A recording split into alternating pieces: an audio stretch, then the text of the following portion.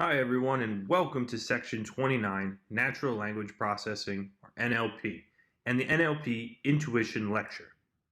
In this section, you will understand and learn how to clean text to prepare them for machine learning models, create a bag of words model, and apply machine learning models onto this bag of words model, but we will get more into that shortly. Before we get started building, let's take a quick look at NLP in general.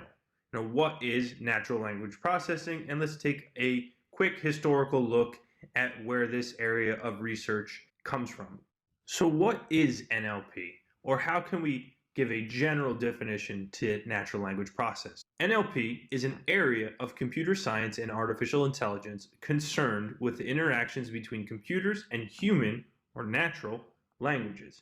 NLP is used to apply machine learning models to text and language, and we have an example use. So the example use would be to teach machines to understand what is said in spoken and written word. The focus of NLP, whenever you dictate something into your iPhone or Android device, that is then converted to text. That's an NLP algorithm in action. You can also think of Apple's Siri or Amazon Alexa. These are NLP related algorithms. It is processing your language, converting them to data, and able to run the algorithm for the desired purposes. But how long has NLP been active for? Or where has this area of research been and where is it going? And we can see with the NLP history, and if you want to read more into it, visit the link below. The history of natural language processing generally started in the 1950s, although work can be found from earlier periods. In the 1950s, Alan Turing, I'm sure most of you are familiar with that name, published an article titled Computing Machinery and Intelligence, which proposed what is now called the Turing test as a criterion of intelligence. Up to the 1980s, most natural language processing systems were based on complex sets of handwritten rules. Starting in the late 1980s, however, there was a revolution in the natural language processing with the introduction of machine learning algorithms for NLP. And that's fantastic.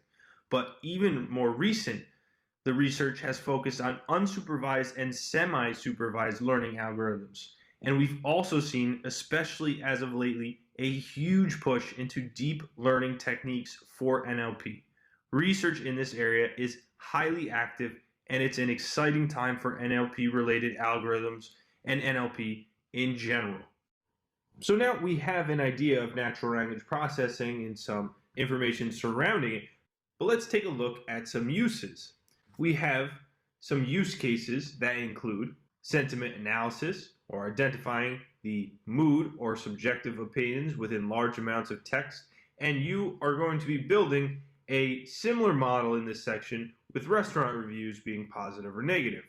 You can also use it to predict the genre of a book, use it for question answering with chatbots, and as recently mentioned with the huge push into deep learning and NLP, chatbots are seeing immense growth.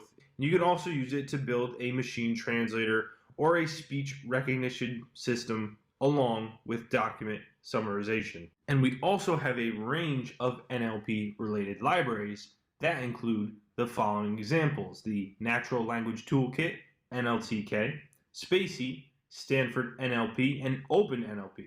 You will be using the extremely powerful NLTK that has over 50 corpora and lexical resources. We can even take a look at what NLTK can do by breaking down a sentence, and this is an example of what it's called a POS, or part of speech tag. It's breaking down the sentence that you could see. For example, we could take a look at a noun here. We have a determiner, or DT.